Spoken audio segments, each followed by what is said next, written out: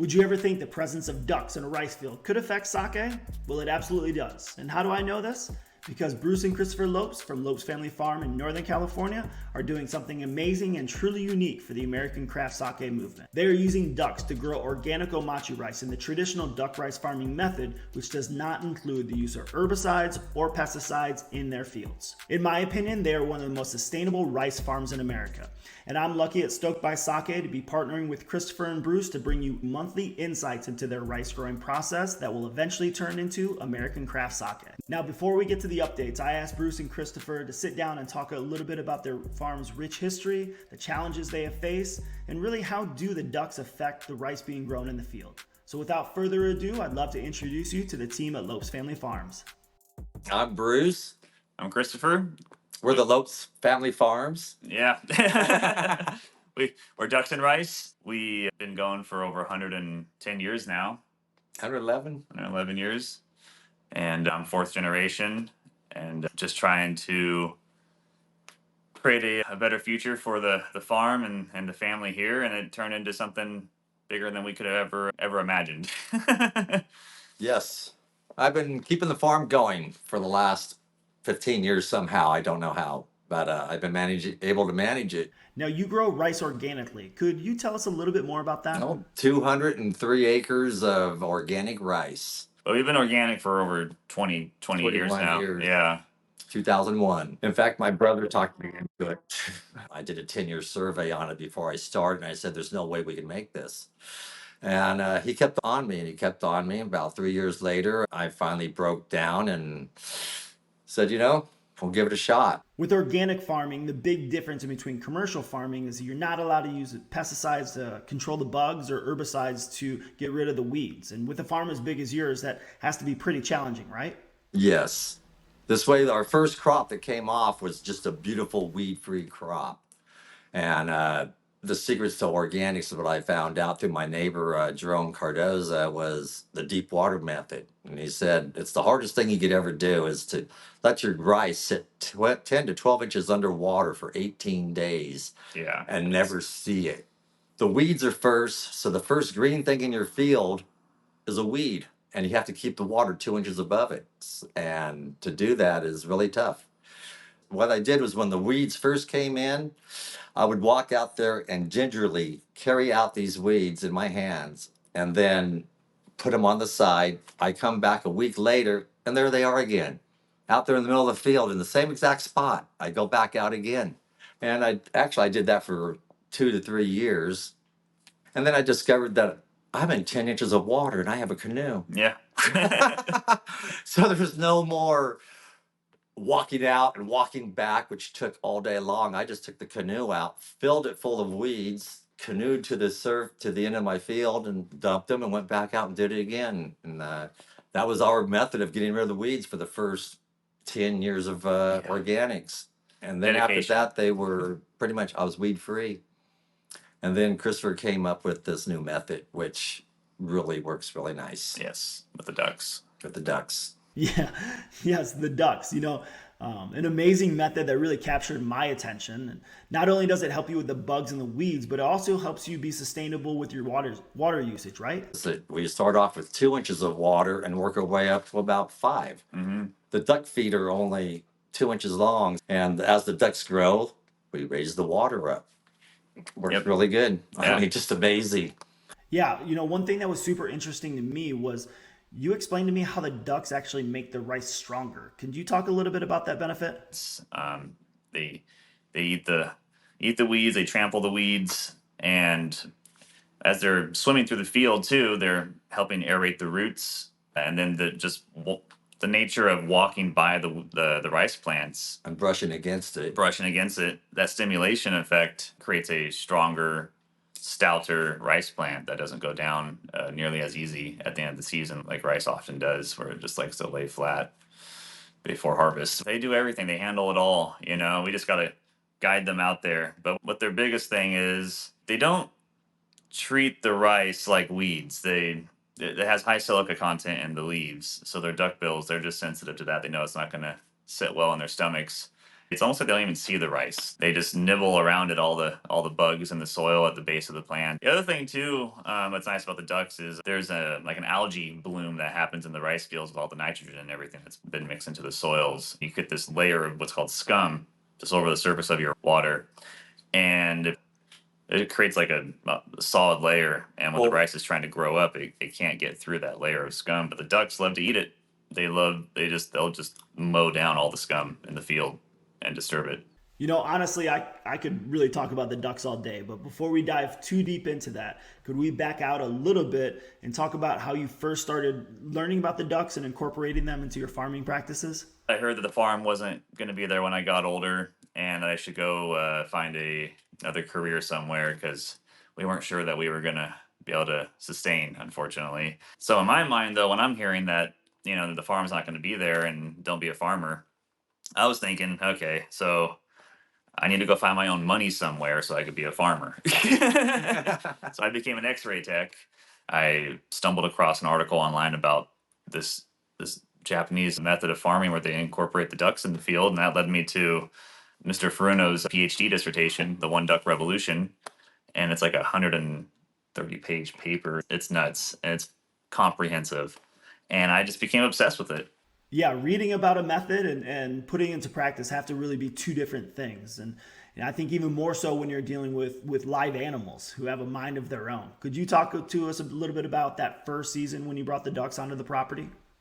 All this had to happen perfectly timed, otherwise there would be no, we wouldn't even order the ducks. Like the first year Like when the we first- ordered the ducks and they showed up 2 weeks early. and the equipment didn't show up until July, and it was all bad.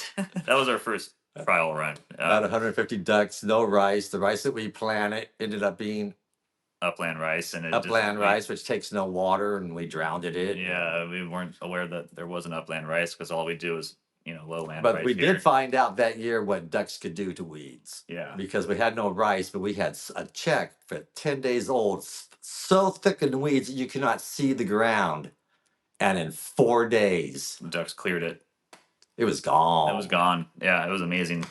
It was amazing. It was amazing. It was the best feeling, actually. Yeah. So we so we knew the system worked, thankfully, like there wasn't a waste that year, and they gave us confidence to push into this last year.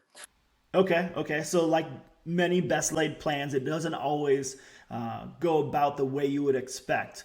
But it did sound like you learned quite a bit. So what did you take from the learnings from the first year as you incorporate it into your second year? We decided, okay, we're ordering the ducks, and we ordered 400 ducks, and that was twice as many as we ever had to deal with before.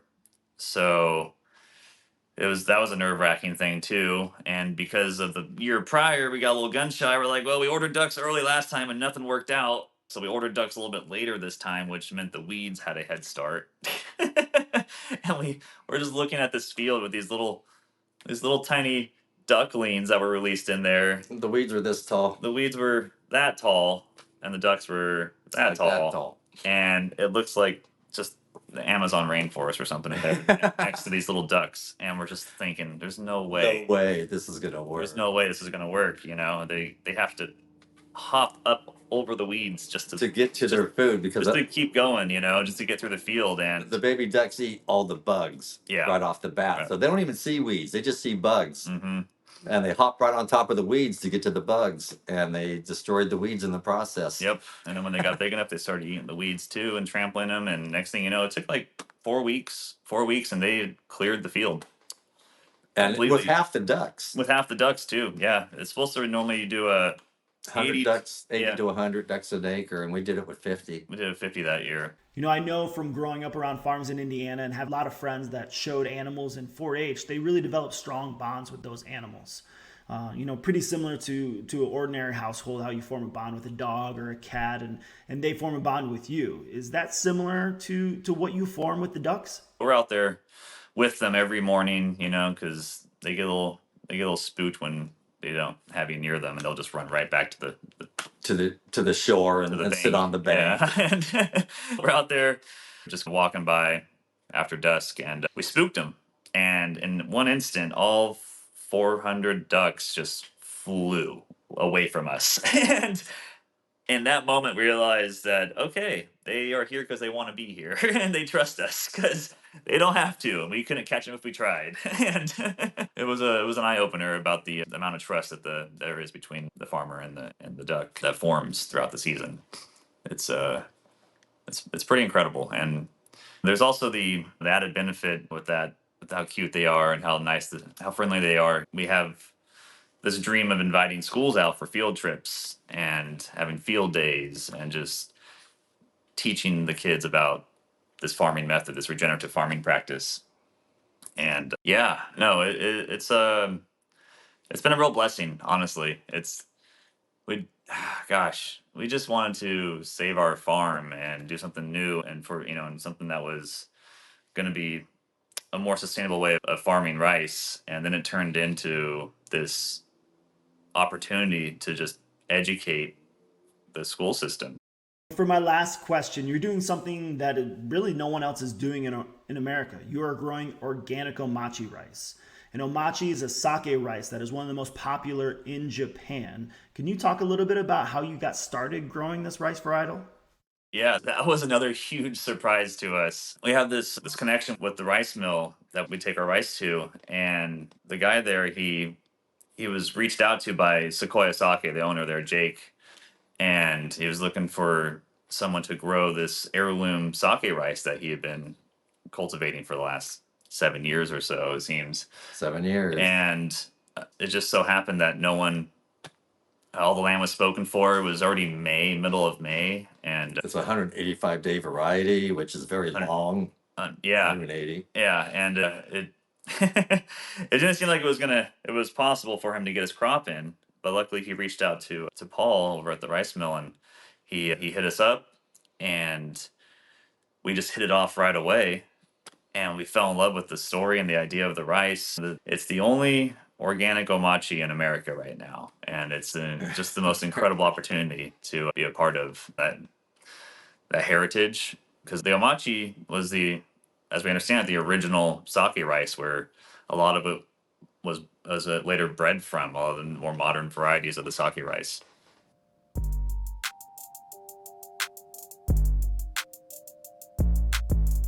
I want to give a big thank you to Bruce and Christopher Lopes for not only what they're doing for the American craft sake community, but for how they're going about it. They're not the biggest rice growing operation. They don't have all the resources of some of the better financed commercial rice growing operations. But what they do have is ingenuity, determination, grit, and a drive to deliver a sustainable, superior product to help the growth of the American sake movement. And this is by no means trying to say that other rice farmers' stories don't include those same aspects. I've met a lot of them, and they do. I hope to be able to tell their story on Stoked by Sake as well. And a rising tide of quality sake rice really lifts all breweries committed to growing the American craft sake movement here in the States. Good things are happening now, and I know great things will be happening in the future. So as always, thank you for watching. I'm sending my blessings, and I hope to talk with you soon on what I consider the most exciting part of the American beverage industry, the American craft sake movement.